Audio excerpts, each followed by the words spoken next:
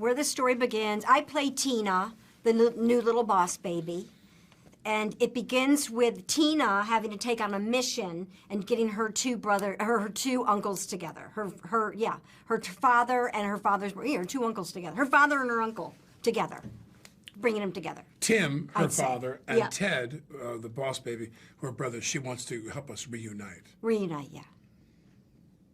What is it about this story that made you really want to voice these characters? What really wanted me to voice this character, I really liked the character of Tina. I thought I could relate to Tina. She had a lot of energy. She was a bossy, and I love to play bossy people. And I really liked the script. And I think you and I have something in common. Go on. Which is we like that challenge. You and I sit there and go, no one else could do this as well as we could. Who are you going to bring in here? Patrick Warburton? I mean, come on. For the name alone, yeah. Please. Well, actually. I mean, he's a great actor, but I'm like, oh, please. I am so much more complicated than Patrick Warburton. Oh. You know, so I think you and I both like the challenge. Well, okay. But I usually go and say, oh, no, you should hire this person, this person, this person. You don't want me. That's usually what I go with. I don't do that in animation. Oh, okay. Yeah. Okay. Yeah. In sequels to hit movies, I do that. Sequel to him. Right. Go get someone else. Anyway. I mean, how fun was it to voice these bossy babies? You guys get to go like all out crazy in this tiny little toddler. Playing bossy people, a baby, adult, whatever. It's fun. It's always fun.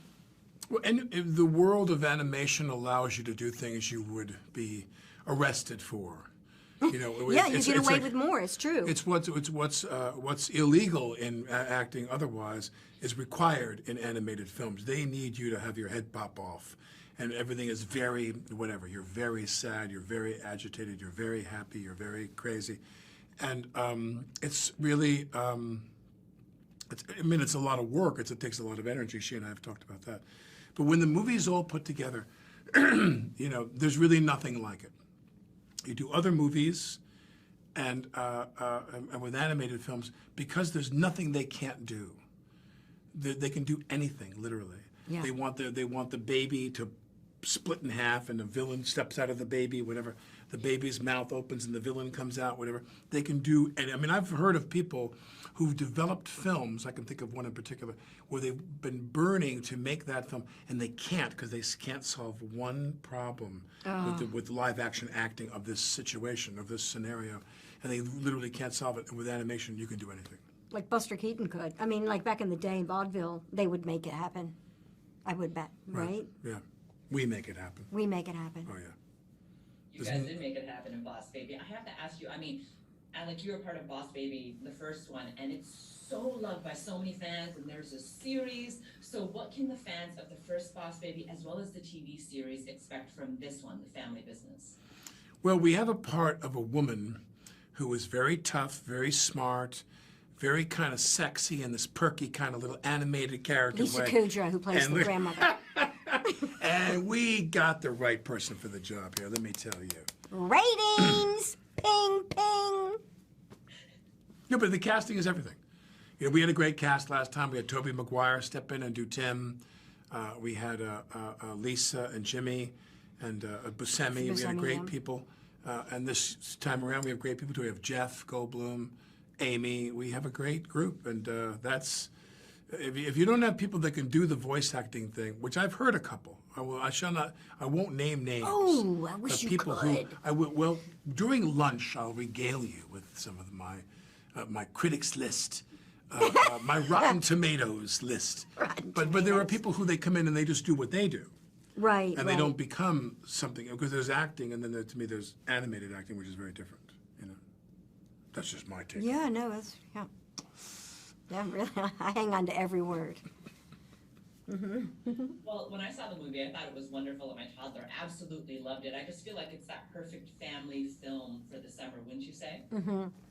It really is. Plus, people are eager to get back to the theater, and they're eager, you know, to watch something good in their home. I mean, it's perfect timing. Perfect timing. I think that you both have used the word perfect. Have and that's the emphasis. You just said it's perfect, and she said it perfect. It really is. I guess perfect's the word.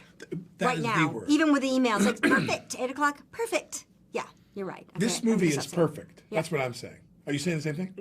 Yeah, we're saying the same thing. It's perfect. It's perfect. All right, so what do you think makes all of these boss babies so lovable and so like someone that you want to revisit constantly? I think maybe what makes Boss Baby successful is you can relate to it. Like, you know, watching even Boss Baby 1 with my godkids. I mean, they can all relate. Older brother, younger brother, family. I mean, it's like you can just put yourself in it. It's relatable. But it's also, they want imagination, especially on the True. visual level. You know, Right. and the voice acting is something that you marry to what's on screen. If it's not, you can't invigorate anemic animation. You can't make a better movie just by huffing and puffing and doing the voice acting thing. When you watch a movie, they come expecting, you know, something zany. This isn't The Conversation with Gene Hackman. You know what I mean? This is not some measured little drama on one stage or one set. What a reference. They want, you know, something that's, you know, kaleidoscopic, and Tom and everybody involved in the film, they deliver. They deliver. I feel like this kind of harkens back to a lot of animations where it was like so zany and so awesome, something that you just couldn't imagine, but the kids just glommed onto because it was so enjoyable. Can you expand on that a little bit more? Like how this is. Well, I think you talk about. I'd love to hear you talk about. I said BoJack something Horseman. that. Oh. But I want to say one thing. Like to me, the ultimate was like SpongeBob. When you watch yeah. SpongeBob, you sit there and go, "What the hell is wrong with these people? Right. Like Ren and what have they Stimpy. taken? What cactus leaf have they been eating? That this is so insane." And then you would talk about when you did BoJack. That was pretty insane. Yeah, doing BoJack Horseman was pretty insane. But I mean, we were never it was, but we were never in the same room together. But the storyline was dark, you know. But yet I'm a pink cat, you know, dealing with I'm an agent. But Arnett. yeah, well, Arnett's the funniest. And but those people, to me, I'd sit at home, we do the table read, and I would be in my apartment in New York, and they would all be in L.A. laughing really hard around a table. But man, voiceover actors, I mean, they're just the best. I just loved hearing them on the phone, just doing. They can do anything. I mean, I'm so limited when I think of, you know, what they can do. It's amazing. I'm so impressed with voice actors. So you guys didn't get to voice the movie together. So how is it being in this room together, getting to chat all day? How fun is it? It's a being dream with- come Good. true. I always love seeing It's a dream Alec come Baldwin. true. I feel like I always see Alec Baldwin. I always reintroduce myself, and I always tell him I live where I live, like we've never met before, and I love it. I see her on the streets, and I don't want to approach her. Yeah, 'cause we I'm don't. intimidated. I never. He's always busy, very busy. My wife and I will see her, and I'll go, no, don't approach. She's Don't. obviously in her own zone. Yeah, I am in my own zone. So we're neighbors. We're neighbors. Yeah.